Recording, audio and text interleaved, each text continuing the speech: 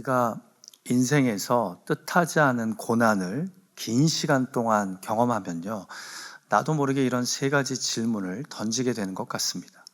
첫째, 하나님은 살아계신가? 의심스러운 거죠. 살아계시다면 이렇게 날 내버려 두실 리가 없다.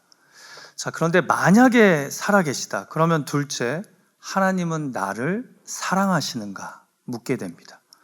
날 사랑하지 않으셔서 이렇게 방치한다고 보는 거죠. 그러다가 마지막 셋째, 이런 질문을 던지게 됩니다. 하나님은 전능하신가?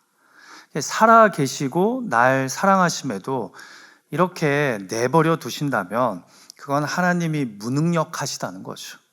생각해 보세요. 하나님이 살아 계시다면, 나를 사랑하신다면, 그리고 실로 전능하시다면 내 삶에 이런 일이 일어나게 내버려 두실 수 없다는 겁니다. 여러분도 신앙생활 하시면서 인생의 광야길을 걷게 될 때 이런 질문을 던지신 적이 있으실 겁니다.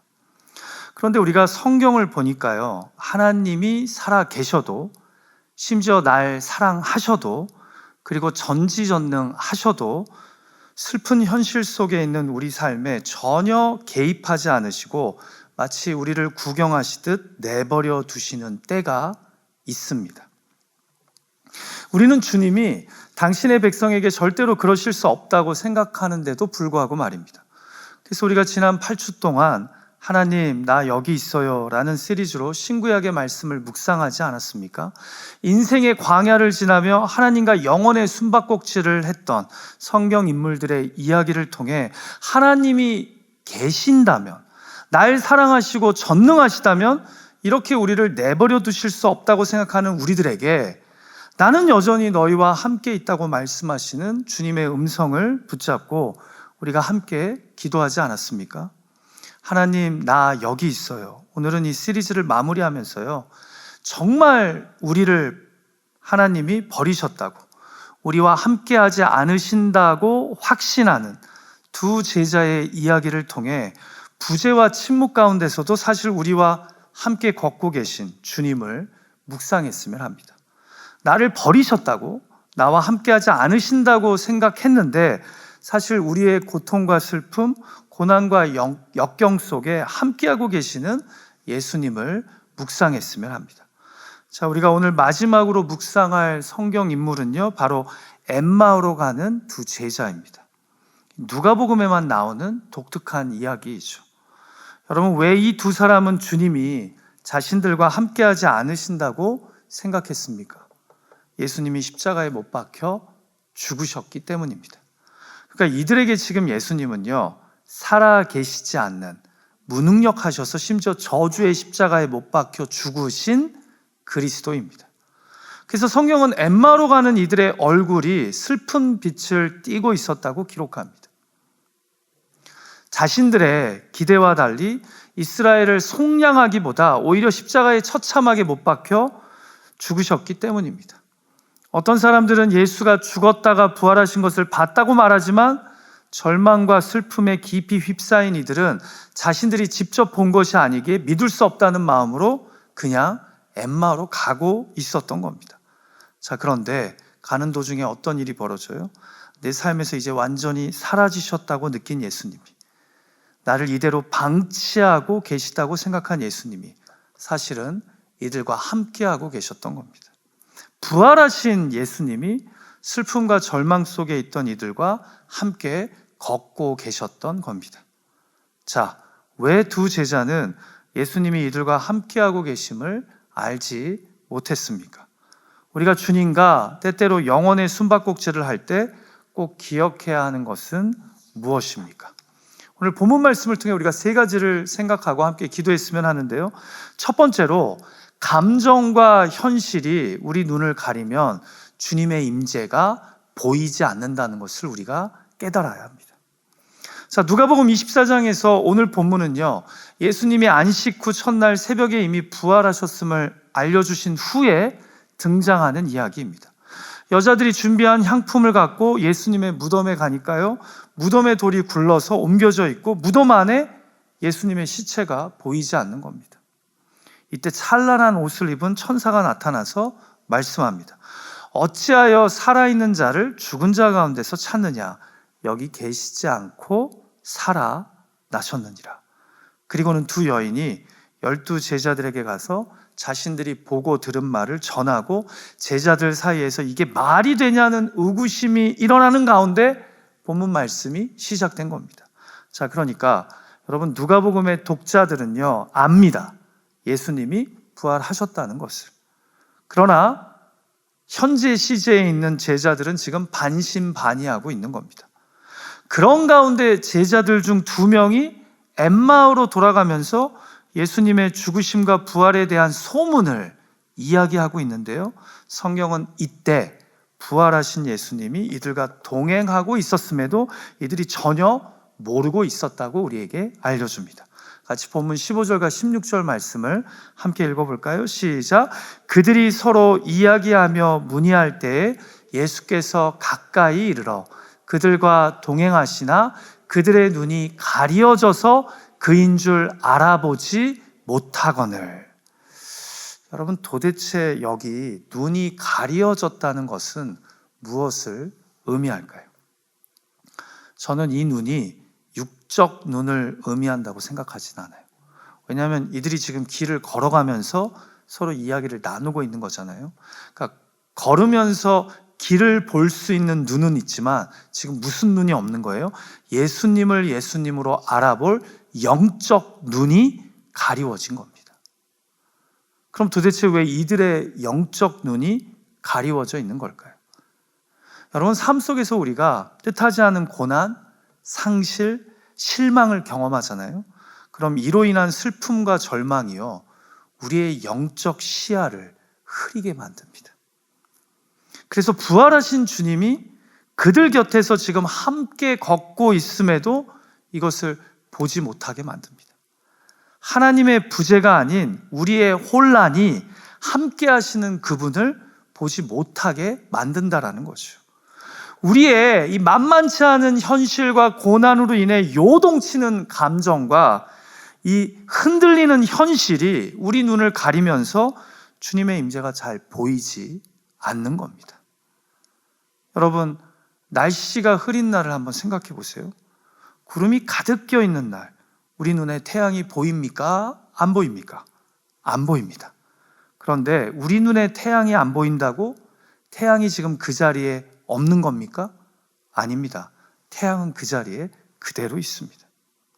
하나님도 마찬가지예요. 내가 지금 감당하기 힘든 고난의 순간, 그리고 광야길을 걷고 있다고 해서 그분이 없어진 것은 아닙니다. 그러니까 내가 이 고난의 무게로 인해 영적 시야가 흐려져서 하나님이 내 옆에 계신 것이 잘 안 보인다고 해서 그분이 사라진 것은 아니라는 겁니다. 그런데 우리는 감정과 현실에 둘러싸여서요, 영적 눈이 가려지면서 우리와 함께 하고 계신 주님을 못 볼 때가 많다라는 겁니다. 우리가 마치 힘든 인생길을 주님과 숨바꼭질하며 나 혼자 걸어온 것 같은데 사실은 주님이 나를 업고 걷고 계셨던 것처럼 말입니다. 한 선교사님이 어떤 아이에게 물었답니다. 얘야, 너는 하나님이 어디 계신지 아니? 그러자 그 아이가 선교사님에게 이렇게 되물었다고 합니다. 선교사님은 하나님이 안 계신 곳이 어딘지 아세요? 간략한 이야기이지만 한쪽은 하나님을 찾고 찾는데 잘 안 보이고, 한쪽은 하나님이 안 계신 곳을 눈 씻고 찾으려고 해도 그런 곳이 안 보이는 겁니다. 왜 그렇습니까? 누군가의 눈은 자신을 둘러싼 현실과 감정에 마음이 빼앗겨져서 이 영적 시야가 가려져 주님이 안 보이는 겁니다. 그런데 누군가의 눈은 영적으로 깨어 있어서 어디에서도, 심지어 광야에서도 주님이 잘 보이는 겁니다. 여러분, 누군가는 참혹한 전쟁터에서 하나님은 안 계시다고, 하나님이 살아계시다면 세상이 이럴 수 없다고 외칩니다. 그런데 누군가는 생사가 오고 가는 전쟁터에서 하나님을 만납니다. 그래서 하나님이 나와 함께 하셨다고 고백합니다. 도대체 무엇이 만들어내는 차이일까요? 하나님이 누군가에게는 예뻐서 자신을 잘 보여주시고 누군가는 미워서, 얄미워서 자신을 감추시는 겁니까? 아닙니다. 누군가는 자신을 둘러싼 상황과 현실 속에서도 영적인 눈이 깨어 있어서 주님을 바라봅니다. 그런데 누군가는 지금 자신이 경험하고 있는 형편과 신세에 사로잡혀서 감정적으로 분노하고 현실적으로는 절망하며 함께하고 계신 십자가의 주님을 못 보고 있는 겁니다. 1986년 노벨 평화상을 수상한 엘리 위젤이요 쓴 나이트라는 제목의 자전적 소설이 있는데요, 밤이라는 제목의 소설이죠. 이 소설은 제2차 세계대전 중에 나치 독일에 의해 수백만 명의 유대인들이 가스실에서 혹은 생체 실험실에서 무고하게 죽임을 당한 처참함을 직접 목격한 저자가 이를 바탕으로 쓴 소설인데요, 실제로 엘리 위젤은 그 학살의 현장에서 살아남은 생존자 중 한 사람이었습니다. 그가 독일의 아이슈비츠 강제 수용소에 수감되어 있었을 때요, 13살 소년 하나가 어른 2명과 함께 수용소를 탈출하려다 잡혀서요, 교수대에서 목이 매달려 사형을 당합니다. 무려 반 시간 이상이나 살기 위해 발버둥을 치다가 결국에는 서서히 죽어가게 되었는데, 그때 그 광경을 지켜보던 어느 유태인 한 사람이 이렇게 소리쳤다고 합니다. 하나님은 지금 어디에 계십니까? 왜 이 상황에서 침묵하고 계십니까? 그때 엘리 위젤은 심령 가운데 강하게 말씀하시고 역사하시는 하나님의 음성을 듣게 되었다고 되새깁니다. 나는 지금 침묵하고 있는 것이 아니라 저 교수대의 소년과 함께하고 있단다. 그 음성이 자신의 심령을 강하게 내리치더래요. 그러면서 그 소리가 들리더래요, 생생하게. 사랑하는 기도자 여러분, 오늘 누가복음은 우리에게 그들의 눈이 가려져서 주님을 못 알아봤다고 말씀합니다. 혹시 저와 여러분이 인생의 고난 가운데 그 현실과 상황, 감정에 너무 휩싸여서 함께하고 계시는 예수님을 못 보고 있는 것은 아닙니까? 십자가와 부활의 주님이 지금도 우리의 고난과 승리 가운데 사실은 함께하고 계신데, 우리가 옆에 동행하고 있는 주님을 몰라보고 있는 것은 아니냐라는 겁니다. 내가 못 보고 있다고 주님이 안 계신 것은 아닙니다. 구름이 잔뜩 껴 있다고 태양이 사라진 것이 아닌 것처럼 말입니다. 부디 우리의 영적 눈이 감정과 현실에 사로잡혀서 나를 업고 걸어가고 계신 주님을 못 느끼고 있는 것은 아닌지, 이 시간 우리에게 내 눈이 가려졌다 말씀하시는 주님의 음성을 들을 수 있는 그런 저와 여러분 되기를 주님의 이름으로 축복합니다. 자, 두 번째로 우리가 주님과 영혼의 숨바꼭질을 할 때 꼭 기억해야 하는 것은 무엇입니까? 어리석고 무딘 우리의 믿음 때문에 우리가 주님의 뜻을 오해한다라는 거죠.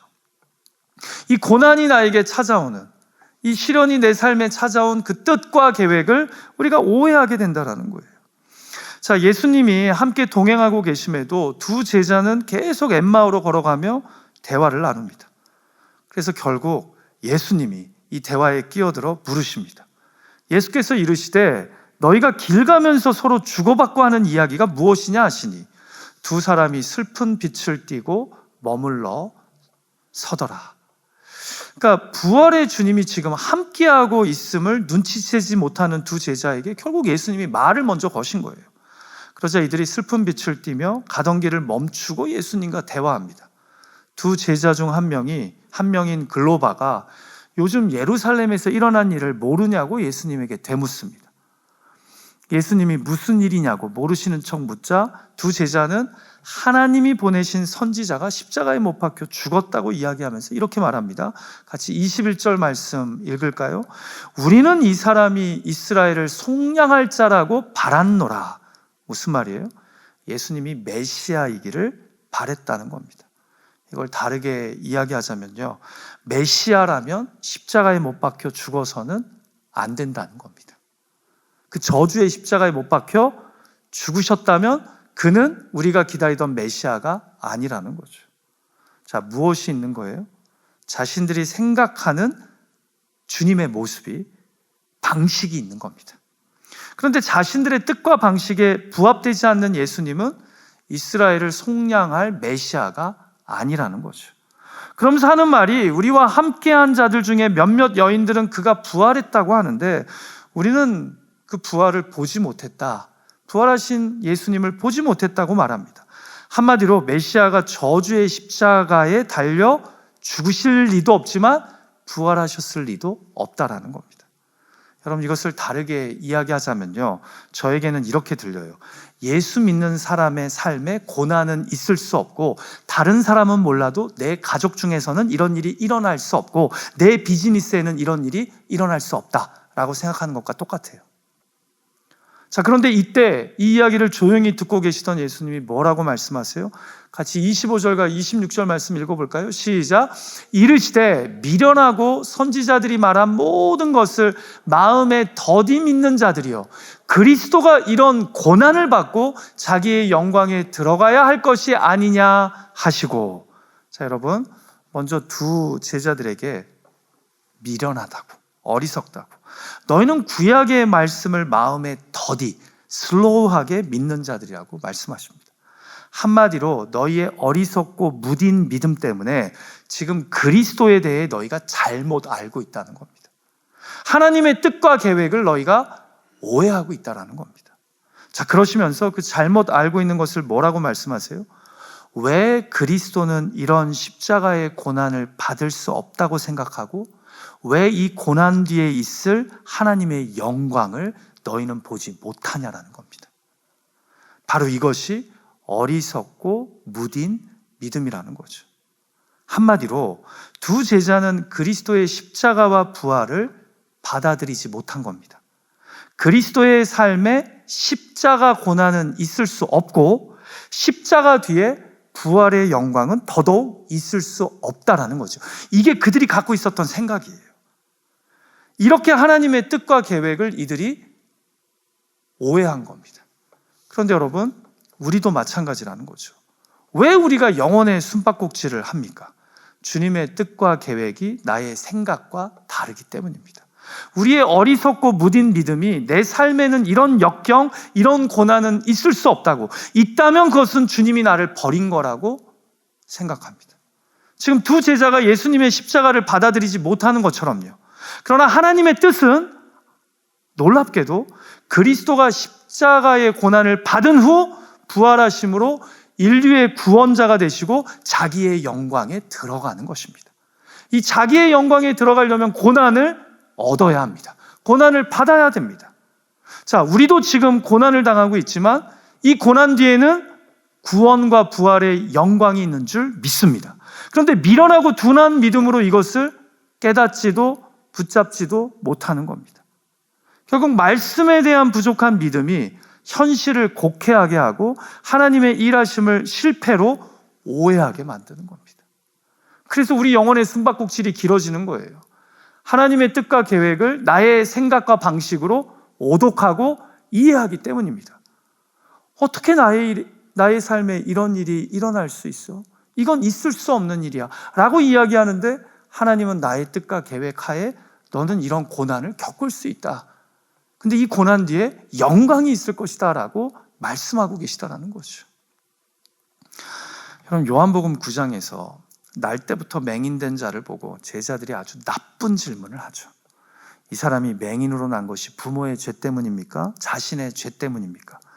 여러분, 이 질문은요, 어느 쪽 때문이라고 말을 해도 당사자인 맹인에게는 다 상처가 되는 아주 나쁜 질문입니다.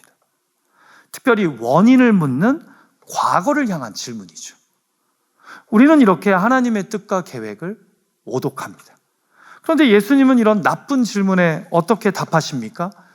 이 사람이나 그 부모의 죄로 인한 것이 아니라 그에게서 하나님이 하시는 일을 나타내고자 하심이라. 결국 무엇을 위한 거라는 거예요? 영광을 위한 맹인됨이라는 거예요.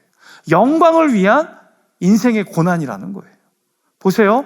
제자들의 믿음이나 생각과 주님의 뜻과 생각은 완전히 다릅니다. 제자들은 과거를 향해 원인을 묻는 질문을 하지만 예수님은 미래를 향해 목적을 묻는 질문을 하십니다. 이 고난을 통해 하나님이 이루실 목적이 무엇이냐? 맹인된 그를 통해서도 하나님은 하시고자 하는 일이 있으시다라는 거죠. 그 하나님의 뜻과 영광을 위한 것이라는 거죠. 지금 두 제자는 예수님이 십자가에 달려 죽으신 걸로 인해 하나님이 우리를 버리셨다고, 예수님이 우리를 떠나셨다고 생각해요.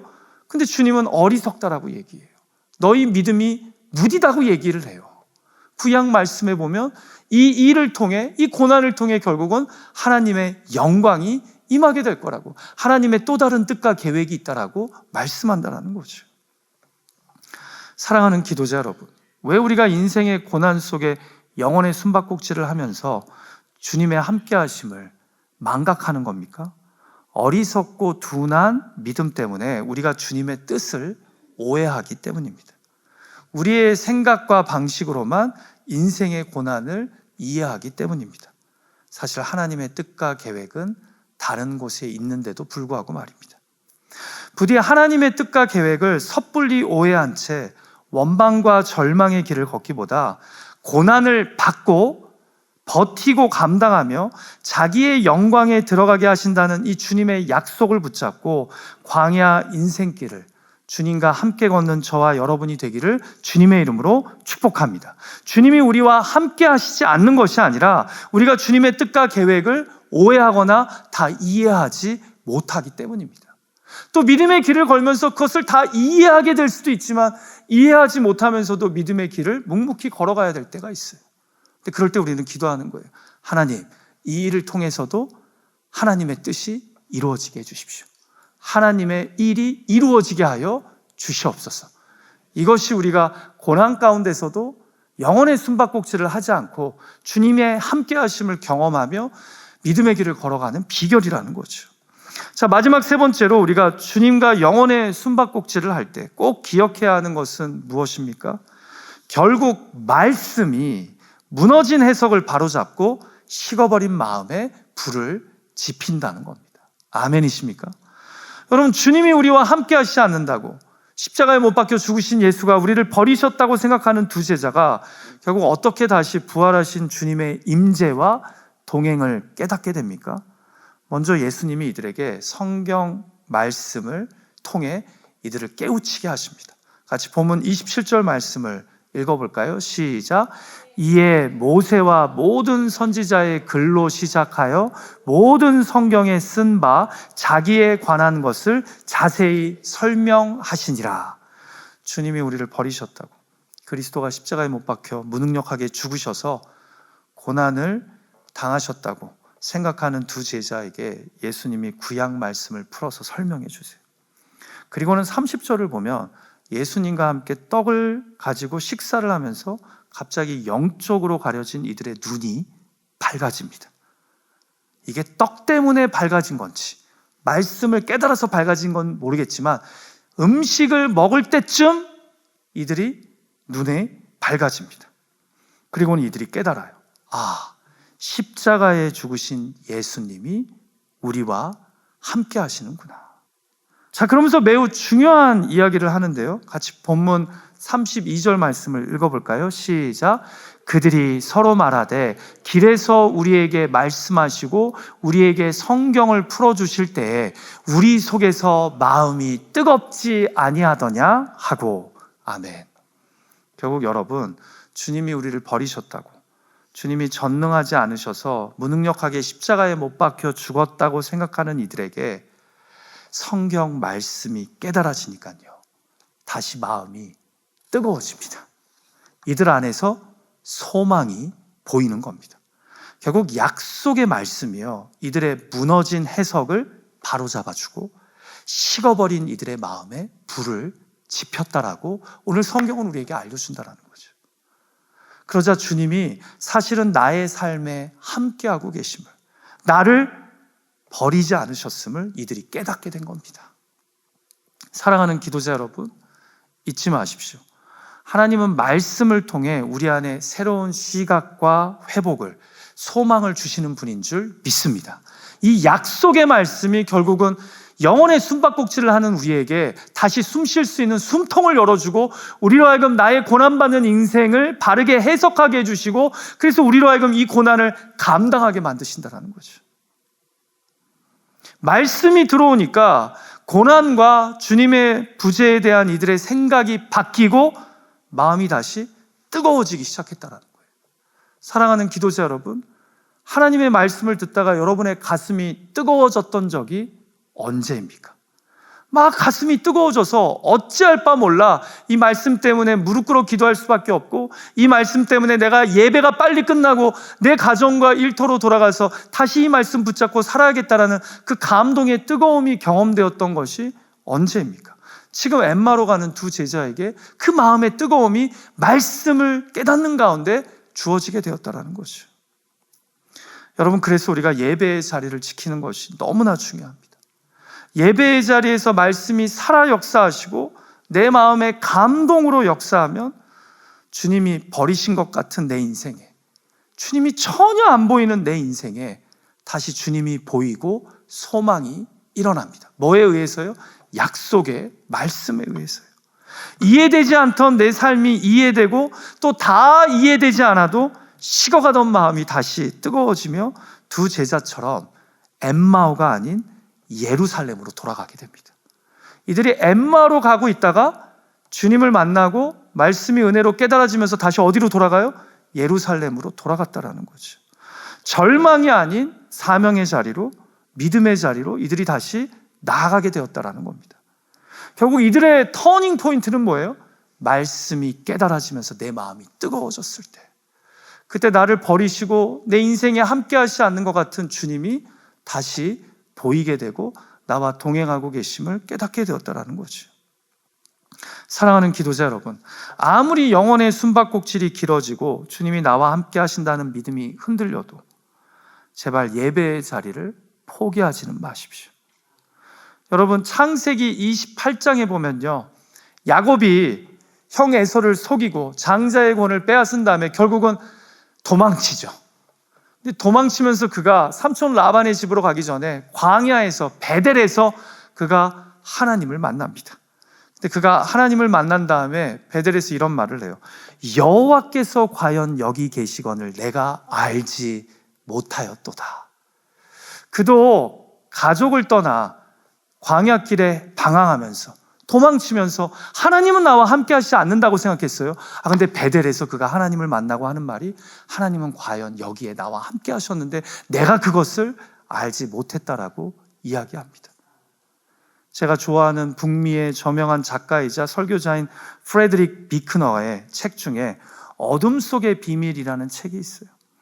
오늘 본문을 묵상하며 저자가 이 책에서 이런 말을 합니다. 우리도 낙심하여 엠마오로 내려가던 두 제자들처럼 걷다가 울기도 하고 웃기도 하고 고뇌하다가 눈이 가려져서 예수를 예수로 알아보지 못했지만 우리가 그분을 알아보건 아니건, 그분을 믿건 믿지 않건, 그분의 이름을 알건 모르건 그분은 거듭거듭 다가오셔서 우리가 걷는 길을 따라 동행하신다고 저는 믿습니다. 사랑하는 예배자 여러분, 지금 주어진 삶 속에서 우리 주님이 잘 안 보이십니까? 주님이 나와 함께하지 않으신다고 생각되십니까? 그러나 베델에서 야곱과 사실은 함께하고 계셨던 하나님, 엠마로 가던 절망 속에 있던, 슬픔 속에 있던 두 제자와 함께하셨던 주님이 우리와 사실은 함께하고 계십니다. 어쩌면 우리의 눈이 깊은 슬픔과 낙심에 가려져 주님을 지금 못 보고 있는 것은 아닐까요? 그런데 누가복음은 오늘 우리에게 말씀합니다. 너의 눈이 가리워져서 부활하신 예수님의 동행을 모르고 있지만 우리 주님은 제일 먼저 슬픔과 낙심에 잠긴 너를 주목하고 있다고 말입니다. 언젠가 너의 가려진 눈이 밝아지면 주님이 너와 함께하고 계셨음을 알게 될 거라 말씀합니다. 잊지 마십시오. 감정과 현실이 눈에 가리면 주님의 임재가 보이지 않습니다. 어리석고 무딘 믿음 때문에 우리는 주님의 뜻을 오해합니다. 그래서 주님이 나를 버리셨다고 생각합니다. 결국 말씀이 무너진 해석을 바로잡고 식어버린 마음에 불을 지피게 되면 주님의 동행과 임재를 깨닫고 다시 소망하며 주어진 광야길을 걸어가게 됩니다. 하나님, 나 여기 있어요. 근데 사실은 정말 여기 계셨어요? 주님이 나와 함께하고 계셨다는 것. 지금도 함께하고 계시며 십자가와 부활의 주님이 나와 함께 이 광야길을 걷고 있음을 잊지 않는 저와 여러분 되시기를 주님의 이름으로 축복합니다. 같이 기도하죠.